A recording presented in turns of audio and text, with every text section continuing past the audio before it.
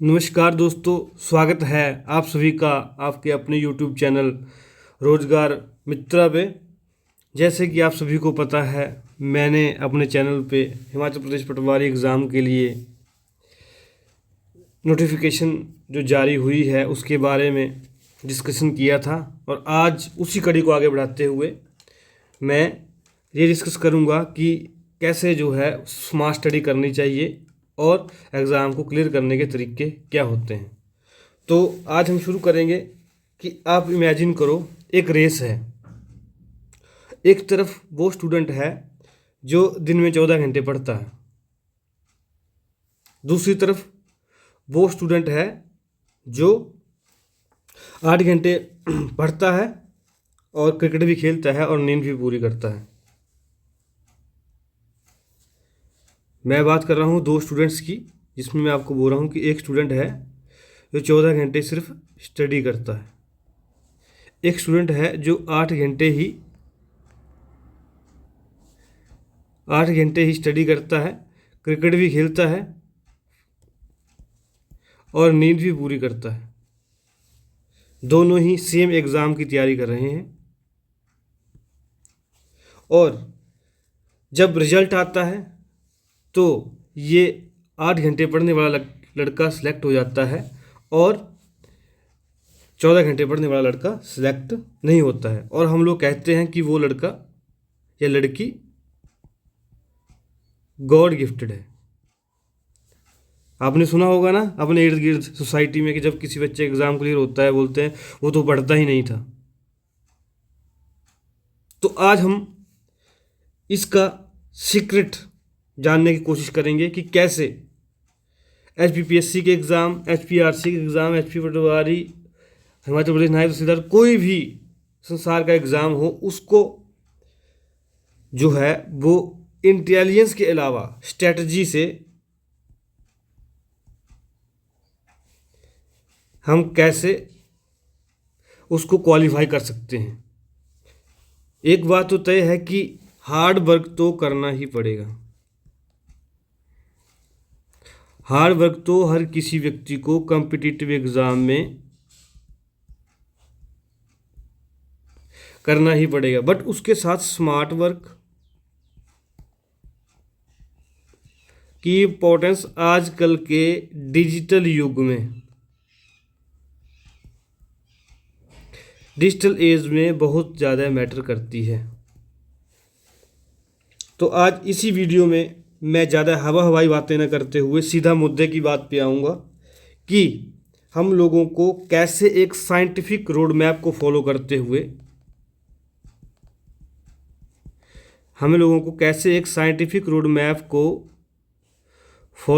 हुए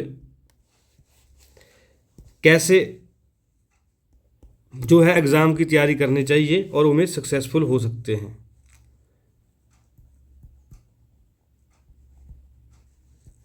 सक्सेसफुल कैसे होना है, तो सबसे पहले मैं आपसे एक सवाल पूछना चाहूँगा कि आप पढ़ाई शुरू करते हैं।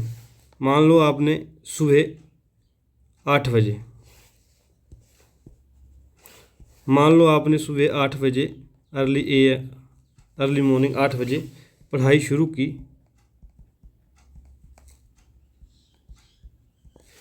शुरू की और आप जो है वो पूरे इंटरेस्ट के साथ, पूरी लगन के साथ पढ़ रहे हैं। लेकिन जैसे ही 8:40 हुए और आपके फ़ोन की रिंग बेल हुई, मोबाइल में रिंग बेल हुई और आपने क्या किया, उस फ़ोन को पिक कर लिया। अब मैं पॉइंट्स में बात करूंगा कि आपके पढ़ाई में क्या क्या दिक्कत, कहाँ कहाँ रुकावट आ सकती है। पहली बात तो हो गई ये कि फ़ोन रिंग किया, आपने फ़ोन पिक कर लिया, तो आपका जो है वो पढ़ाई का जो एक कंटिन्यूस प्रोसेस चला था वो टूट गया। दूसरी कंडीशन हमारे पास ये हो सकती है कि मान लो कि आपके फ़ोन में आपका नेट ऑन था, इंटरनेट ऑन था और कोई नोटिफिकेशन आई, चाहे वो इंस्टा की हो यूट्यूब की हो, टेलीग्राम की हो या कोई और हो, आपने उसको देखने के लिए फ़ोन उठा लिया। या तीसरी कोई बात हम करेंगे कि आपको एकदम से याद आया कि या मैं इस टॉपिक को गूगल सर्च कर लेता हूँ, और जैसे ही आपने गूगल सर्च वो टॉपिक किया, आपने सबसे पहले क्या किया कि वो टॉपिक जिसके बारे में आप पढ़ना चाहते थे वो आपने गूगल सर्च कर लिया, लेकिन उसके साथ ही ऊपर से नोटिफिकेशन सोशल मीडिया की आ गई, और आपने क्या किया, उस नोटिफिकेशन को क्लिक कर दिया कि यार 1 मिनट की बात है, मैं देख ही लेता हूँ कि इसमें क्या है। और वहीं से जो आपका स्टडी सर्कल था, जो आपका स्टडी सर्कल था ये टूटना शुरू हो गया, और इसी तरीके से 10 बज गए। अगर आपको लगता है कि आप लोगों के साथ भी ऐसा होता है तो मुझे ज़रूर बताएं, कमेंट करके ज़रूर बताएं कि हाँ जी ऐसा होता है। कि एक तो कारण हो गया ये। दूसरा हम डिस्कस करेंगे, ये पहला कारण मैंने डिस्कस कर दिया, ये कि आप पढ़ रहे हैं और जो है फ़ोन की रिंग बजती है या नोटिफिकेशन आती है या आप गूगल सर्च करते हैं। दूसरा एक अलग कारण होता है, उसके बारे में हम अभी डिस्कस करेंगे। एक होता है कि आप जो है वो डेली, सॉरी कलर चेंज करना भूल गया। दूसरा है कि आप डेली स्टडी कर रहे हैं 6 से 7 आवर्स के लिए, लेकिन पॉइंट्स में बात करेंगे हम। लेकिन ऐसा होता है कि आप 2 दिन पढ़ पाते हैं और तीसरे दिन मन नहीं करता।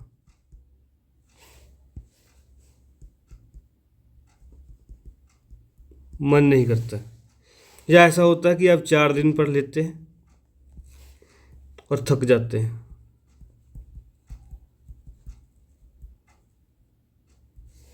या कभी कभार ऐसा होता है कि आप 3 दिन पढ़े और फिर डायरेक्शनलेस हो गए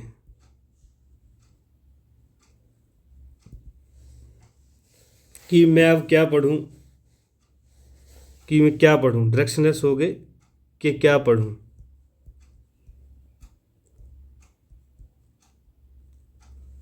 ये 3 तरीके हो सकते हैं कि आप जो है वो डेली पढ़ रहे हैं 6-7 घंटे, पर लेकिन 2 दिन बाद ऐसा लगता है कि मन नहीं कर रहा है, थक जाते हैं। या फिर ऐसा होता है डायरेक्शनलेस कि मैं क्या पढूं।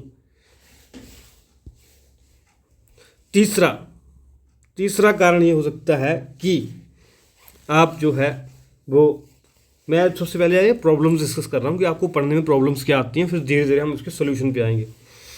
तीसरा यह है कि आपने जो है वो कोई भी किसी भी एग्ज़ाम की तैयारी कर रहे हैं आप, कोई भी जिस भी एग्ज़ाम की तैयारी कर रहे हैं आप, आपने उसका सिलेबस देखा और कोई भी सब्जेक्ट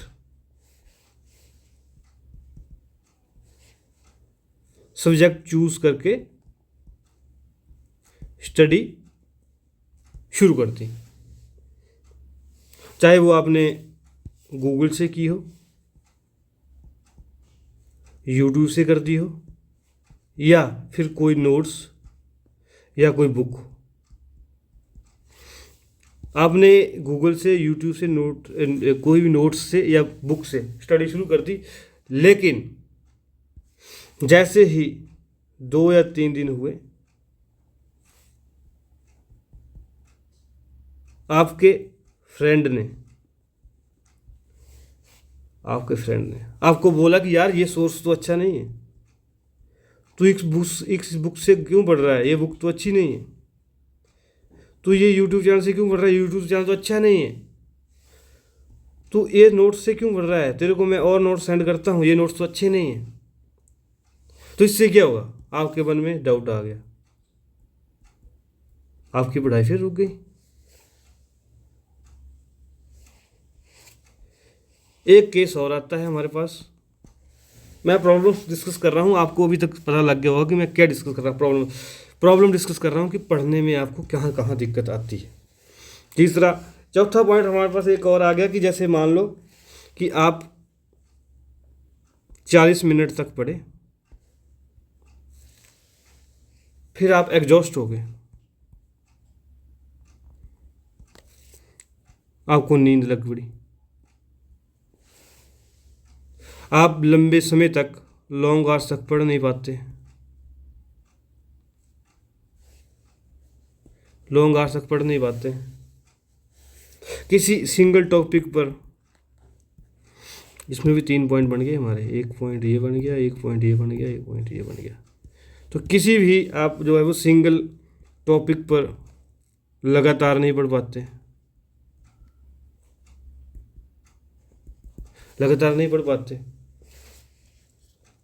या पांचवी प्रॉब्लम होगी हमारे पास, या आप ऐसा करते हैं कि आप सिर्फ जो है वो पढ़ते ही रहते हैं, टॉपिक को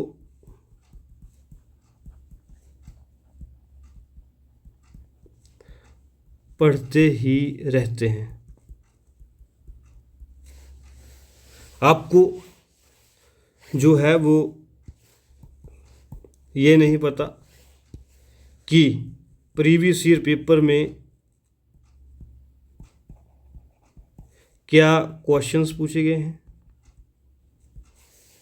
आपको ये नहीं पता कि जिस एग्ज़ाम की तैयारी कर रहा हूँ या कर रही हूँ उस सिलेबस में ये टॉपिक है या नहीं है, या इस टॉपिक की वैल्यू रेलेवेंट एग्ज़ाम में है या नहीं है।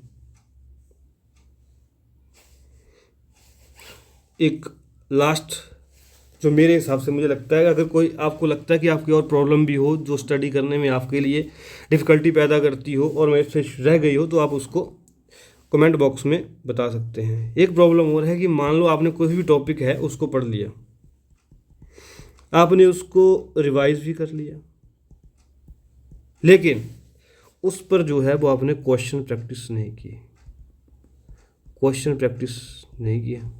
या फिर आपने ऐसा किया कि आपने कोई टॉपिक पढ़ लिया, फिर उससे अगला टॉपिक कर लिया, ये टॉपिक 1 हो गया, फिर टॉपिक 2 पे चले गए, फिर टॉपिक 3 पे चले गए,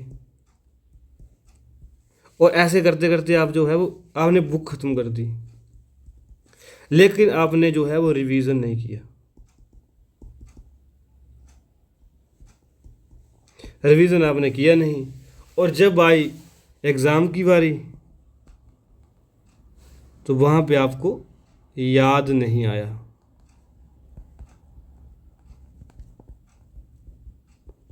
और आप पैनिक हो गए।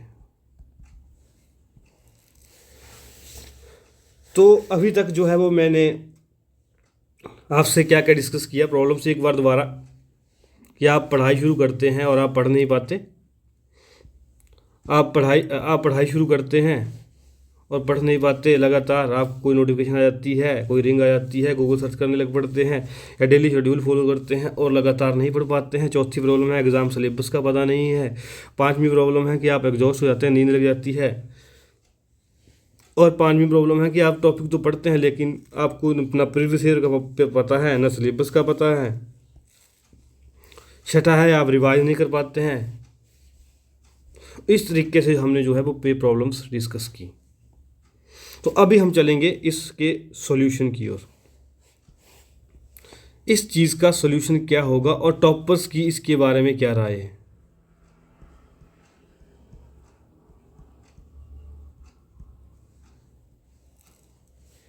अभी हम करेंगे इसके सॉल्यूशन की बात, कि टॉपर्स की इस चीज़ के बारे में क्या राय है, किसी भी एग्ज़ाम के जो टॉपर हैं उनकी क्या राय है और वो कैसे पढ़ते हैं। सबसे पहली बात मैं करूंगा आपसे कि जो आपने टीना डाबी आईएएस ऑल इंडिया रैंक 1 आए थे एयर यूपीएससी में, उनका सबसे पहला कहना ये है कि रूटीन बनाओ।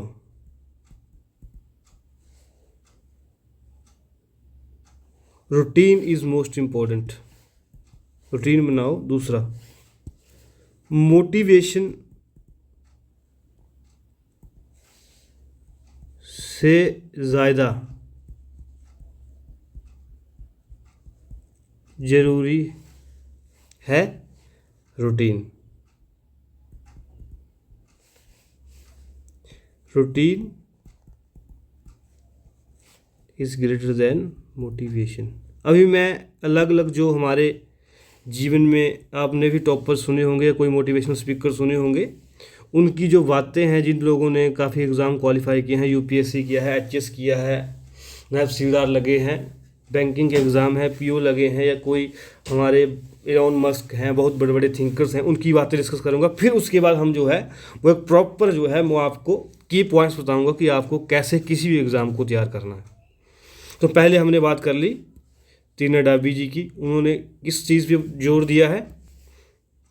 रूटीन पे, कि routine is the most important. दूसरा हम बात करेंगे रोमन सैनी। आपको पता है अन अकेडमी के जो फाउंडर हैं रोमन सैनी,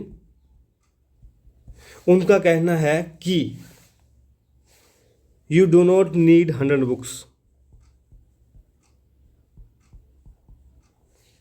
आपको 100 बुक्स नहीं चाहिए। एग्ज़ाम क्वालिफाई करने की बात कर रहा हूँ, वैसे नहीं, एग्ज़ाम क्वालिफाई करने के लिए you have to read 1 book 100 times. That means revision is the key.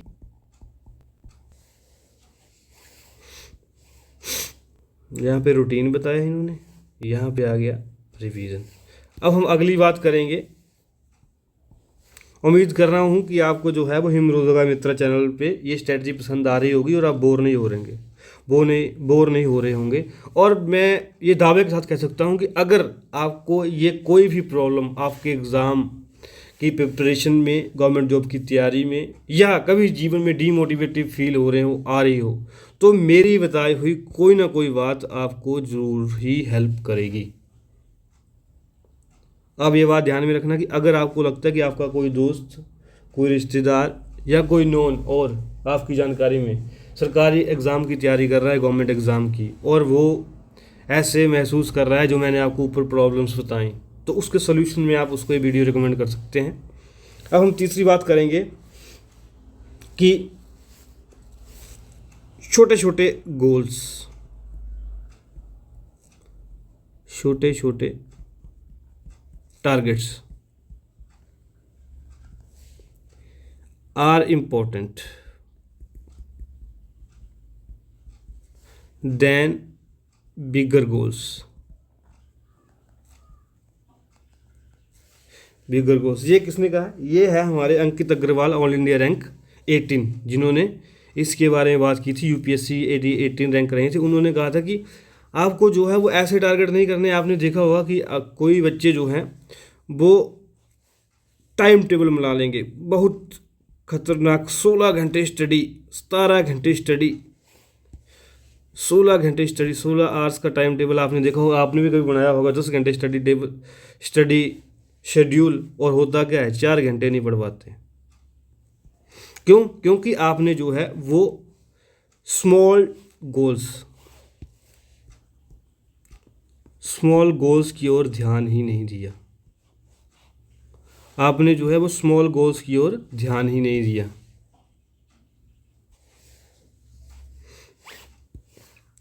चौथी इंपॉर्टेंट चीज़ जो मुझे लगती है कि आपको जो है वो पोमोडोरो, इसके भी बारे में भी हम बात करेंगे। पोमोडोरो मेथड का यूज़ करना चाहिए। और पोमोडोरो मेथड किन लोगों के लिए है?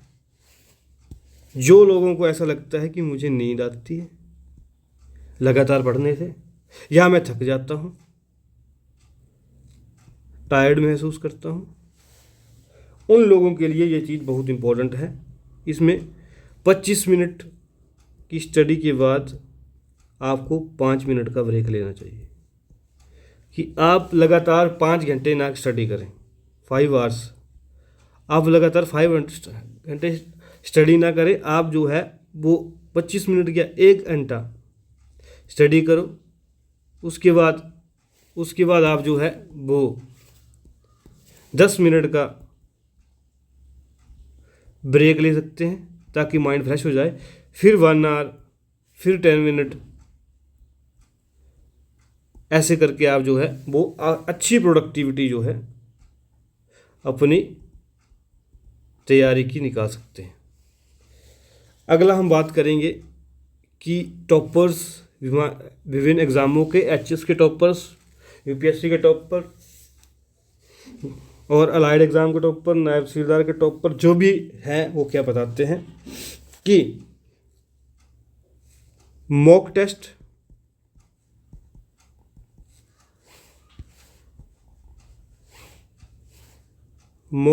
Are the important factors for the qualification of competitive exams. Mock tests are important than studying. So then study. तो ये आप ध्यान रखेंगे। अभी मैं समराइज करूँगा इनको, अभी मैं आपको इम्पोर्टेंट पॉइंट्स डिस्कस कर रहा हूँ। और इम्पोर्टेंट बात, नोट्स। हर बच्चा जो है वो एग्ज़ाम की तैयारी शुरू करेगा और सीधा किसके पीछे भागेगा? नोट्स के पीछे। फर्स्ट पर्सन के भी नोट्स ले लेगा, सेकंड पर्सन के भी नोट्स ले लेगा, थर्ड के भी ले लेगा और पढ़ेगा किसी के भी नहीं। 2 पेज इसके पढ़ेगा, 4 पेज इसके पढ़ेगा, 6 पेज इसके पढ़ेगा और अंत में क्या होगा? फेल। क्योंकि उसने क्या है, एक चीज़ को फॉलो ही नहीं किया है। और दूसरी बात कि आप कहीं भी सोर्स फॉलो करते हैं, आप अपने नोट्स बनाइए, अपने नोट्स, और अपने नोट्स बनाइए। और उनको कैसे बनाइए? क्रिस्प नोट्स बनाइए उनको। इसके बारे में भी हम बात करेंगे कि नोट्स का कैसे हमने करना है। अगली हम बात करेंगे कि आपने बहुत सारी वीडियोस देखी होंगी कि टाइम टू स्टडी।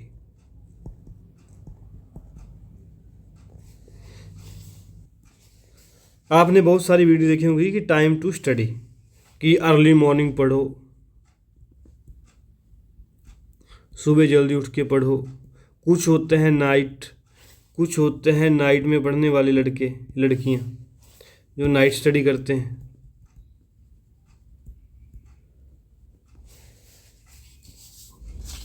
देखो, मैं आपको सिंपल सी बात यहाँ पे क्लियर कर दूं कि आपका अंतिम उद्देश्य टू पास द एग्ज़ाम है।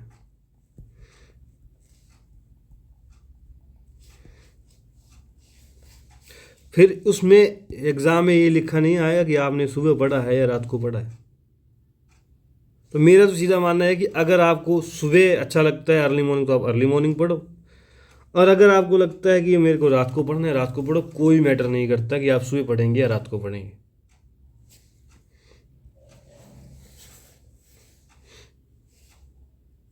और अगला पॉइंट है हमारे पास कि discipline is most important. Discipline is most important then talent. Talent को वीट कर देता है डिसिप्लिन। अगर कोई व्यक्ति डेली उसने फिक्स कर लिया कि मैं 6 आवर्स पढ़ूंगा ही पढ़ूंगा, और बिना किसी जो है वो फेल हुए वो लगातार 4 महीने 5 महीने पढ़ता रहता है, तो उसको जो है वो सक्सेसफुल होने से कोई नहीं रोक सकता। जो व्यक्ति 2 दिन पढ़ेगा, 1 दिन ब्रेक, 3 दिन पढ़ेगा, 1 दिन ब्रेक, 5 दिन पढ़ेगा, 2 दिन ब्रेक, तो इससे जो है वो आपकी कंसिस्टेंसी नहीं बन पाती है और आप नहीं पढ़ पाते हैं। अगला पॉइंट हम डिस्कस करेंगे। अगला पॉइंट है कि revision is most important. Revision किसी भी एग्ज़ाम की टू सक्सेस है, ये आपने ध्यान में रखना है। रिवीजन की टू सक्सेस है। कि जब तक आपने किसी भी टॉपिक को रिवाइज नहीं किया आप सक्सेस नहीं हो पाएंगे। और लास्ट पॉइंट में डिस्कस करूँगा कि आप रिवार्ड सिस्टम रखिए। जैसे आप एटीएम यूज़ करते हैं ना, या अमेज़ोन प्राइम या अमेज़ोन यूज़ करते हैं, फ्लिपकार्ट यूज़ करते हैं, उसमें आता है रिवार्ड, आप कुछ ऑर्डर करते हैं जोमेटो स्विगी पे, उस तरीके से आप अपने आप को खुद के लिए आप जो है वो रिवार्ड्स बनाइए कि मैं आज जो है वो 5 आवर्स की मैंने स्टडी कर ली, तो मैं अब 30 मिनट फ़ोन यूज़ करूँगा, सोशल मीडिया चलाऊँगा, कुछ भी चलाऊँगा, कोई मैटर नहीं करता, आप कुछ भी चलाइए, बस इतना ध्यान रखना है कि स्टडी टाइम नहीं यूज़ करना है। या आप ऐसा कर सकते हैं, मैं आज 5 घंटे पढ़ा हूँ तो आज मैं कुछ खाऊँगा, गोलगप्पे खा लूँगा, चॉकलेट खा लूँगा, या कुछ भी जो आपको पसंद हो, मैं एग्जांपल दे रहा हूँ चलो ऐसे। या कोई आप सीरीज़ देख सकते हैं आधा घंटे के लिए। तो अभी तक जो हमने डिस्कस किया वो मैं जल्दी से आपको रिवाइज़ करवा देता हूँ, ताकि आपको जो मैं ये वीडियो थोड़ी लंबी हो सकती है, इसके लिए थोड़ी क्षमा चाहूँगा मैं, क्योंकि ये टॉपिक ही इतना मतलब इतना हार्ड है कि कोई भी इसके बारे में डिस्कस नहीं कर पाता। क्यों?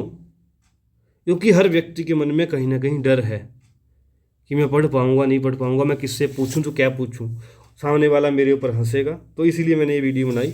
तो मैं अभी आपसे बात कर रहा था कि हम लोगों को क्या क्या प्रॉब्लम्स आती हैं पढ़ाई में, क्या क्या होता है, तो वो हम दोबारा डिस्कस करते हैं।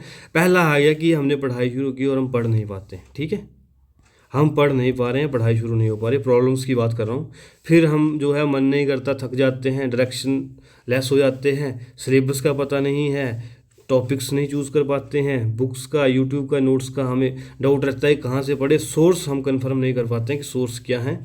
फिर हम जो है एग्जॉस्ट हो जाते हैं, नींद लग जाती है, लंबे समय तक नहीं पढ़ पाते हैं, और सिंगल टॉपिक जो है वो लगातार नहीं पढ़ पाते हैं। ये भी मैंने आपसे पहले बात की थी।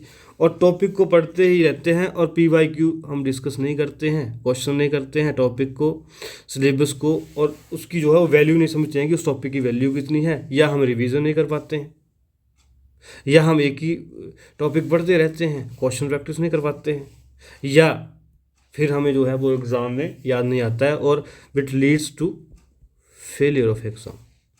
तो इसके सॉल्यूशन में मैंने डिस्कस किया कि हमने टॉपर्स की बात की कि रूटीन जो है वो बहुत इम्पोर्टेंट चीज़ है, कि रूटीन बहुत इम्पोर्टेंट है। रूटीन जो है वो एग्ज़ाम को क्लियर करने के लिए बहुत ज़रूरी है कि आप डेली कितना पढ़ते हैं। और revision is the key to success, मैंने आपसे पहले ही बात की है। छोटे छोटे targets, small goals are most important to qualify the exam instead of bigger goals. Pomodoro techniques की मैंने बात की कि आप जो है वो लगातार 5 घंटे मत पढ़िए, आप जो है वो 1 घंटा पढ़िए, 10 मिनट का ब्रेक लीजिए। या शुरू में आप ऐसा कर सकते हैं कि अगर आप शुरू से स्टडी करना लगे हैं तो आप 25 मिनट पढ़िए, 5 मिनट का ब्रेक लीजिए, 25 मिनट पढ़िए, 5 मिनट का ब्रेक लीजिए। इससे आपकी क्या होगा, प्रोडक्टिविटी बढ़ेगी, प्रोडक्टिविटी बढ़ेगी, और आप जो है वो ज़्यादा पढ़ पाएंगे, ज़्यादा भी पढ़ पाएंगे। आपको खुद लगेगा एक हफ्ते में कि मैं ज़्यादा पढ़ पा रहा हूँ। फिर उसके बाद मैंने डिस्कस किया कि मॉक टेस्ट कितना ज़रूरी है एग्ज़ाम के लिए। फिर हमने बताया कि नोट्स कैसे बनाएंगे हम लोग, क्रिस्प नोट्स बनाएंगे हम लोग। फिर हमने बताया कि टाइम जो है वो सुबह पढ़ना चाहिए, शाम को पढ़ना चाहिए, ये सॉल्यूशंस बताएं। फिर बताया कि डिसिप्लिन कितना ज़रूरी है जीवन में, तो टैलेंट को बीट कर सकता है डिसिप्लिन। फिर बताया कि रिवीजन ही की टू सक्सेस है। फिर हमने बताया कि रिवार्ड सिस्टम क्या होता है, कि हम 5 घंटे पढ़ेंगे आज, तो मैं आज जो है वो 30 घंटे फ़ोन चलाऊँगा, या कोई सीरीज़ देखूँगा, या मैं कुछ खाऊँगा। तो ये मैंने सॉल्यूशंस बताए। और अभी हम जो है वो अभी हम बात करेंगे sticking to the point only. हम बात करेंगे कि आपको एग्ज़ाम क्वालिफाई करने के लिए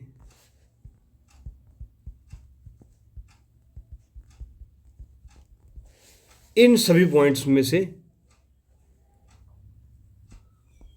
क्या करना चाहिए।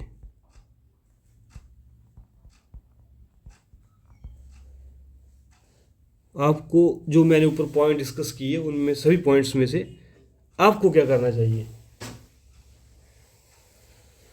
सो पहला पॉइंट है, मैं अब आपसे जो है जो जो अभ्यर्थी जो है वो HP पटवारी की तैयारी कर रहे हैं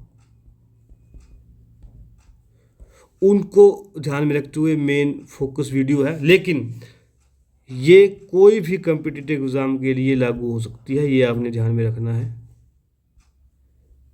हाँ, कोइंसिडेंटल ये बना कि अभी पटवारी की नोटिफिकेशन आई है, अदरवाइज ये जो वीडियो है कि आपको कैसे पढ़ना चाहिए ये किसी एग्ज़ाम के लिए लागू हो सकती है। स्टेप बाय स्टेप अब मैं आपको जो ऊपर टॉपर्स के सोल्यूशन बताए, ऊपर प्रॉब्लम्स बताई हर बच्चे की, उसका टॉपर के सोल्यूशन बताए, अब मैं उसका क्रक्स बताऊंगा आपको कि आपको क्या करना चाहिए। ये मेरा और टॉपर्स द्वारा यूज़ किया हुआ मेथड है। सबसे पहले मैं अब डिस्कस करना शुरू करूंगा कि सबसे पहला स्टेप है कि आपको सिलेबस,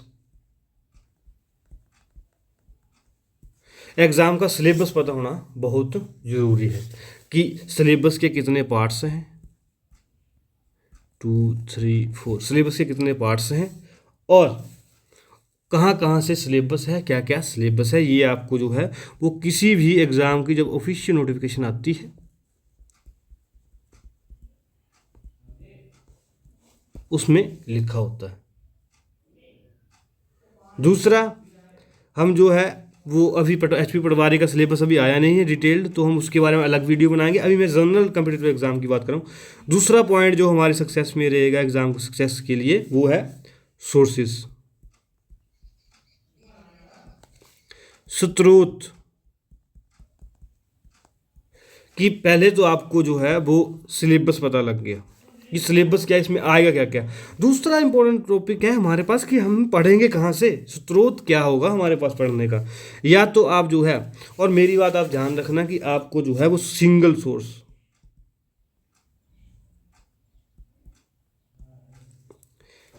सोर्स से पढ़ना है, चाहे वो आप यूट्यूब से पढ़ो, वो आपकी इच्छा है, चाहे आप बुक से पढ़ो, चाहे आप नोट से पढ़ो, किसी व्यक्ति के नोट से। ये 3 चीज़ें होती है जहाँ से आप पढ़ सकते हैं। तो या आप यूट्यूब से पढ़ लो, तो उसके फिर आपको अपने नोट्स बनाने पड़ेंगे, या किसी बुक से पढ़ो या किसी के नोट्स से पढ़ो।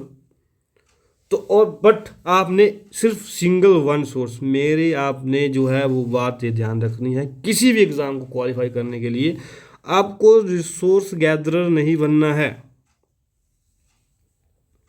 आपको सोर्स जमा नहीं करने हैं,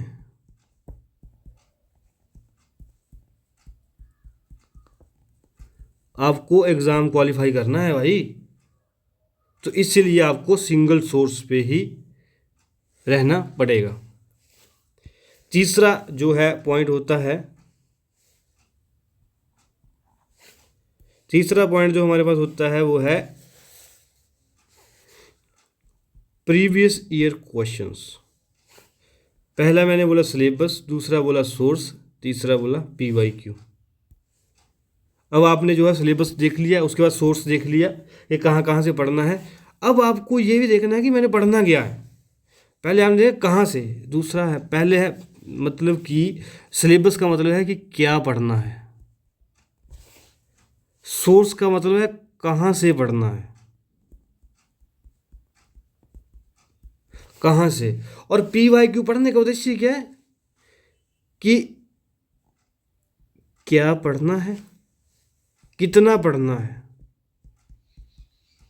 कि किस डेप्थ तक क्वेश्चन जो है वो इस एग्ज़ाम में आते हैं। तो प्रीवियस ईयर क्वेश्चन जो है वो किसी एग्ज़ाम के ऑफिशियल साइट से डाउनलोड कर सकते हैं,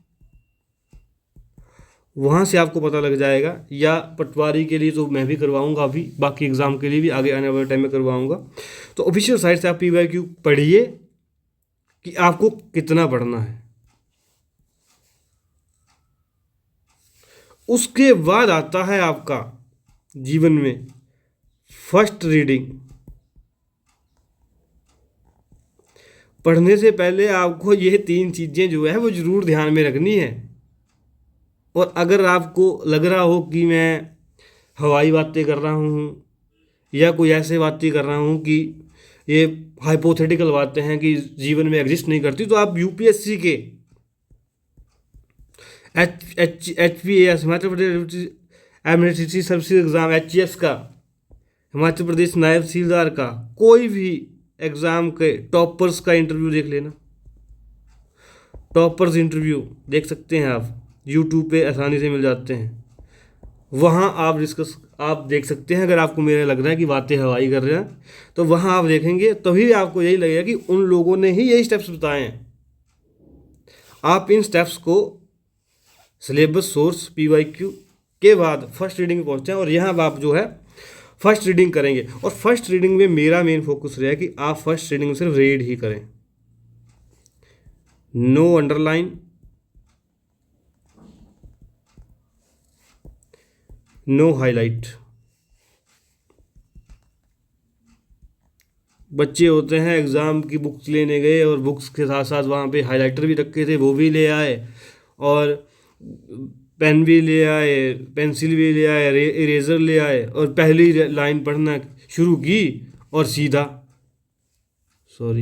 पहली लाइन पढ़ना शुरू की और सीधा उसको जो है वो हाईलाइट करना शुरू कर दिया कि यह तो बहुत इंपॉर्टेंट है। अरे भैया, आपको पहली रीडिंग में ना अंडरलाइन करना है, ना आपको हाईलाइट करना है, सिर्फ आपको पढ़ना है। और किसको ध्यान में रखते हुए? PYQ को ध्यान में रखते हुए आपको पढ़ना है। और उसके बाद आएगा फिफ्थ स्टेप आएगा हमारा। फिफ्थ स्टेप में हम जो है नोट्स बनाएंगे। पहले आपने जो है वो सिलेबस देखा, सोर्सेज देख लिए, फिर PYQ देख ली, फिर फर्स्ट रीडिंग कर ली।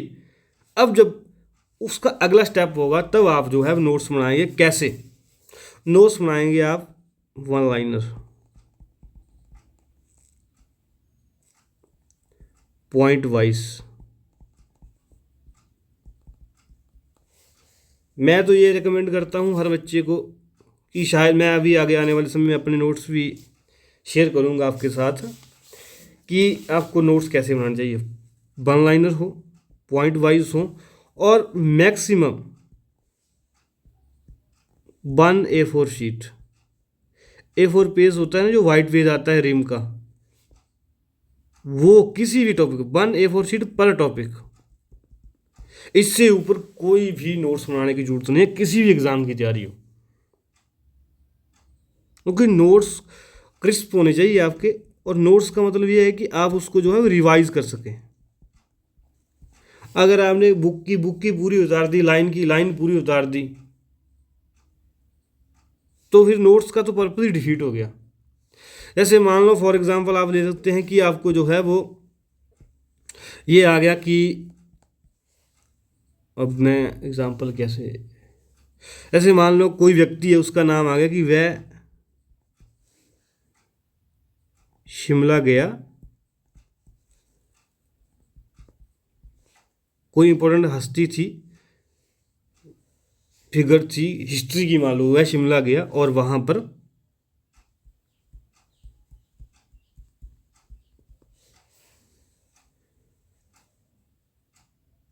शिमला समझौता हुआ। एग्जाम्पल दे रहा हूं मैं।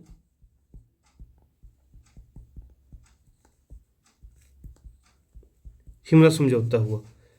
तो अब जब आपको जो है वो, आप इस लाइन को जो है वो आपने पहली रीडिंग कर दी है, उसके बाद जब आप नोट्स बनाने इसको आएंगे तो आप इसको नोट्स में कैसे लिखेंगे? एग्जाम्पल दे रहा हूं, अब नोट्स में इसको लिखेंगे,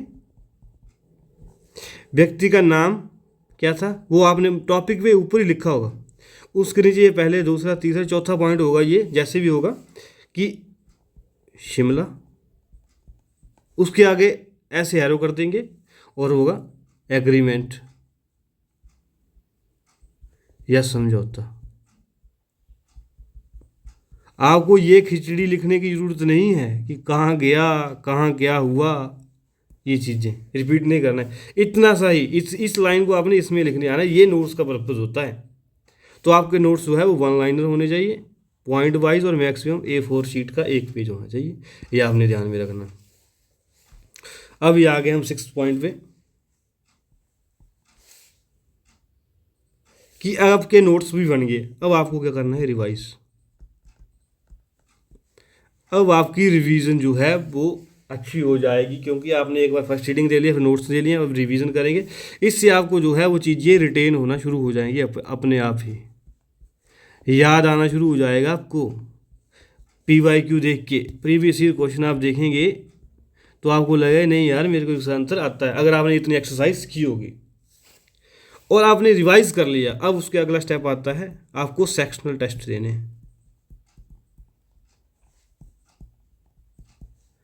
सेक्शनल टेस्ट किसी भी एग्जाम की तैयारी करें, सेक्शनल टेस्ट का मतलब ये है कि जैसे मान लो कि आपके पटवारी का सिलेबस अभी तो आया नहीं, लेकिन उसमें जो 35 क्वेश्चंस आपको बताए हैं उसमें ये है कि पॉलिटी आएगी, सोशल स्टडी आएगी, रीजनिंग आएगी, हिंदी आएगी, और आपने जो है सोशल स्टडी का सिलेबस कंप्लीट कर लिया तो आप जो है वो सोशल स्टडी सेक्शन का सेक्शनल टेस्ट देंगे। ये इसका मतलब हो कि सेक्शनल टेस्ट देंगे कि जो आपने पढ़ा उसका टेस्ट देंगे कि मेरे को क्वेश्चन आ भी रहे हैं नहीं भी आ रहे हैं।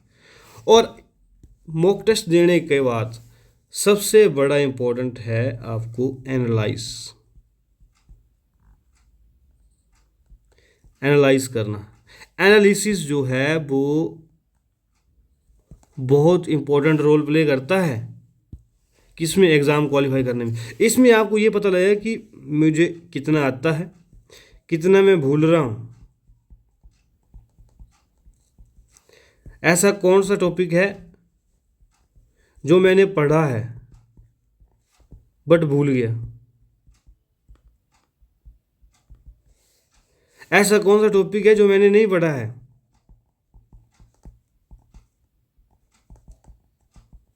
ये चीज़ आइडेंटिफाई करेंगे आप। अगर आप भूल रहे हैं तो आप उसको दोबारा रिवाइज करेंगे फिर, और अगर आपने पढ़ा था उसको तो आप भूल गए तो उसको आप दोबारा रिवाइज करेंगे। अगर आपने नहीं पढ़ा तो उस टॉपिक को आप ऐड करेंगे अपने नोट्स में, उसकी फर्स्ट रीडिंग करेंगे। एनालाइज हो गया। अब उसके बाद क्या है, जो इसमें आपने एनालाइज किया उसको आप क्या करेंगे, रिवाइज करेंगे दोबारा। ये सेकंड रिवीजन हो गया आपका, मतलब सेकंड रीडिंग चल गई बड़ी आपकी। वैसे सेकंड रिवीजन तो आपकी रही हो गई थी रिवाइज में, बट फिर भी ये तो थर्ड रीडिंग होगी, सॉरी ये आपकी थर्ड रीडिंग हो गई। यही रिवीजन में आपकी जो है वो सेकंड रीडिंग होगी, सेकंड रीडिंग। अब तो जब आप जो है दोबारा रिवाइज कर रहे हैं टेस्ट के बाद एनालाइज करके, तो ये थर्ड रीडिंग होगी आपकी। आप खुद सोचिए किसी भी टॉपिक को आपने 3 बार पढ़ लिया वो आप कहाँ तक भूलेंगे, 80% रिटेन कर जाएंगे आप। और ये 3 रीडिंग के बाद अब आप चलेंगे फुल लेंथ टेस्ट की ओर। फुल लेंथ टेस्ट सीरीज आप यहाँ पे ज्वाइन करेंगे और उसको जो है वो आप देंगे। तब आप उसमें भी आपने क्या करना है, यही स्टेप्स जो मैंने यहाँ पे डिस्कस किए सेक्शनल टेस्ट में, कि आपने उसके ये बनाना है कि मेरे को कितना याद रहा, मैं कितना मेरा सही हुआ, कितना गलत हुआ तो क्यों हुआ, और क्या जो क्वेश्चन गलत हुए वो मैंने पढ़े थे। अगर पढ़े थे तो उसको रिवाइज करो, अगर नहीं पढ़े थे तो फिर उस टॉपिक को पढ़ो। क्योंकि मैंने बहुत बच्चों को देखा है कि वो फुल लेंथ टेस्ट देते हैं, FLT बोलते हैं इनको, FLT फुल लेंथ टेस्ट देते हैं, लेकिन टेस्ट दिया, मार्क्स देखे, डिमोरलाइज हो गए। अरे भैया फुल लेंथ टेस्ट आपने दिया, उसके एनालाइज करो ना कि मेरी गलती कहाँ हो रही है, उससे आप आगे सीखो, आगे बढ़ो। तो दोस्तों आज हमने हिम रोजगार मित्रा चैनल पे, थोड़ा वीडियो काफ़ी लंबा हो गया, लेकिन ये जो 10 स्टेप्स मैंने आपको बताए, अगर आप जीवन में इसको किसी भी एग्ज़ाम के लिए यूज़ करोगे तो आप कहीं फेल नहीं होगे। पहला कि आपको सिलेबस का पता होना चाहिए कि सिलेबस क्या है। ऑफिशियल नोटिफिकेशन में सिलेबस दिया होता है, मैंने आपको सोर्स बता दिया यहाँ पे। और दूसरा आपको पता होना चाहिए कि इसके सोर्स क्या, सिलेबस में जो टॉपिक है कहाँ मिलेंगे, सोर्स क्या है उसको ढूंढो, टॉपर्स की वीडियो देखो, ChatGPT से पूछो, जेमिनाई से पूछो, गूगल से पूछो कि भाई ये कहाँ मिलेगा, और सिंगल सोर्स पे आपको जो है वो रिलाई करना है। उसके बाद आप क्या करो, प्रीवियस ईयर पेपर डाउनलोड करो जिस एग्ज़ाम की आप तैयारी कर रहे हैं, कि भैया सिलेबस तो मैंने देख लिया, सोर्स मैंने देख लिए, लेकिन मुझे कितना बढ़ना है, मैं रिसर्च तो करूँगा नहीं मैं, तो मुझे कितना पढ़ना है आपको प्रीवियस ईयर पेपर से पता लगेगा। और यहाँ पे मैंने आपको बताया था कि अगर आपको मेरी बातें हवाई लग रही है तो आप यूपीएससी टॉपर्स के इंटरव्यू देखिए, एचएस टॉपर्स के इंटरव्यू देखिए, आप एंटी टॉपर्स के इंटरव्यू देखिए, आपको खुद पता लगेगा कि उन्होंने यही स्टेप्स बताए हैं। उसके बाद आप देखिए कि प्रीवियस ईयर पेपर हो गए, फिर आप आइए फर्स्ट रीडिंग पे, फिर आप फर्स्ट रीडिंग पे आइए, फर्स्ट रीडिंग करिए। फर्स्ट रीडिंग में आपने ध्यान रखना है no underline, no highlight, only read, reading करना है आपने। उसके बाद आप नोट्स बनाइए। नोट्स कैसे होने चाहिए, one liner, point wise, maximum 1 page पर टॉपिक, क्रिस्प नोट्स होने चाहिए आपके। ये मैंने आपको पहले बताया भी था कि कैसे कैसे नोट्स बनाने। फिर उसको रिवाइज कीजिए नोट्स को, ये आपकी सेकंड रीडिंग हो जाएगी और आपको लगेगा कि मैं रिटेन कर पा रहा हूँ, खुद लगेगा आपको पता जब आप खुद पढ़ेंगे। फिर आप आएंगे सेक्शनल टेस्ट पे कि मैंने ये सब्जेक्ट पढ़ लिया, इसके टेस्ट दूँ। फिर आप करोगे उसको एनालाइज, मोस्ट इम्पॉर्टेंट किसी प्रिपरेशन का पार्ट है ये एनालिसिस। एनालाइज करेंगे कि मैं भूल रहा हूँ तो क्यों भूल रहा हूँ, तो रिवाइज करो। पढ़ा है टॉपिक ही नहीं पढ़ा है, पढ़ा है भूल गया तो क्यों भूल गया, तो इसको फिर रिवाइज करो। अगर नहीं पढ़ा है तो उस टॉपिक को पढ़ो भाई, उसके बाद फिर रिवाइज करो इसको, जो जो टॉपिक छूटे थे या आपको भूल रहे थे। ये थर्ड रीडिंग हो जाएगी आपकी। फिर आप आओ फुल लेंथ टेस्ट पे, और फुल लेंथ टेस्ट पे फिर वही प्रोसेस जो हमने सेक्शनल टेस्ट पे डिस्कस किया था कि आपको जो क्वेश्चन आता था क्या वो आपने समय से किया है, जो क्वेश्चन गलत हुए वो पढ़े थे तो आपके गलत क्यों हुए, रिवाइज करो। नहीं पढ़े थे तो उस टॉपिक को पढ़ो। तो ये सारा प्रोसेस है मेरे हिसाब से। आज थोड़ी वीडियो लंबी होगी, इसके लिए हम कुछ समय आ चुके हैं कि आपको जो है वो पेपर को क्वालिफाई करने के लिए जरूरी होना चाहिए। और मैंने आपको एक पॉइंट डिस्कस किया था, जो टॉपर्स की मैंने डिस्कशन की थी, उसमें मैंने बताया था कि रिवार्ड सिस्टम, ये रिवार्ड सिस्टम आप रखिए ना, आप रखिए। आपने अपने मन में डिसाइड कर लिया, जैसे मान लो आपने डिसाइड कर लिया कि मैं ये टॉपिक, कोई भी टॉपिक है,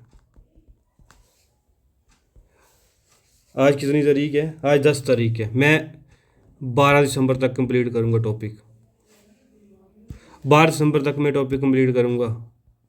और कंप्लीट हो जाता है तो आप रिवार्ड दीजिए ना अपने आप को। कोई आप जो है वो 1 आवर का डिस्कस आप अपने हिसाब से डिस्कस कर सकते हैं कि भाई मैं 1 आवर के लिए 1 आवर के लिए कोई सीरीज़ देखूँगा, या मैं कुछ खाना खाऊँगा, कुछ मतलब बाहर खाऊँगा, फास्ट फूड हो, कुछ भी हो जो आपको पसंद हो, वो चॉकलेट खाऊँगा मैं,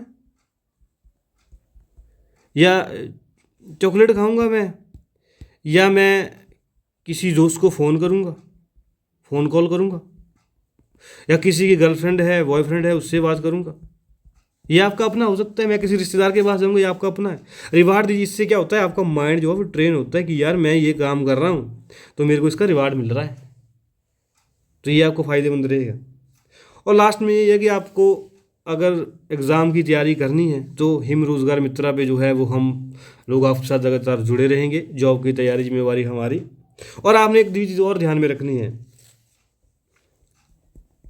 you don't need to study the whole day,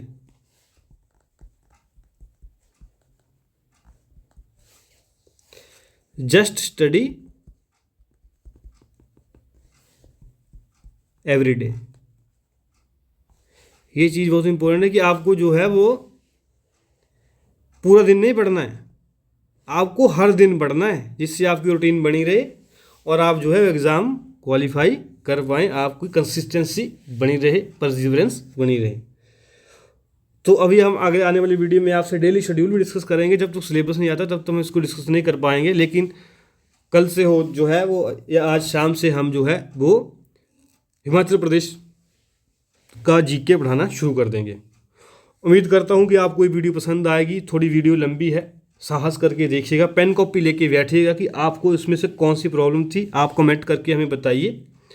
और खुद इन पॉइंट्स को आप नोट डाउन करिए, जहाँ आप स्टडी टेबल में बैठते हैं वहाँ स्टिक करिए इसको, कि भाई मैं ये गलती करता था, इसका ये सोल्यूशन मुझे इस वीडियो में मिला है। हमें प्रोत्साहन मिलेगा अगर आप जो है वो कमेंट करेंगे, इस वीडियो को लाइक करेंगे, और अगर रियलिटी में आप तैयारी करना चाहते हैं तो आपको सच में ये वीडियो पसंद आएगी। इसी के साथ जुड़े रहिए आप हिम रोजगार मित्रा चैनल पे। फिर मिलेंगे नई वीडियो में, तब तक धन्यवाद।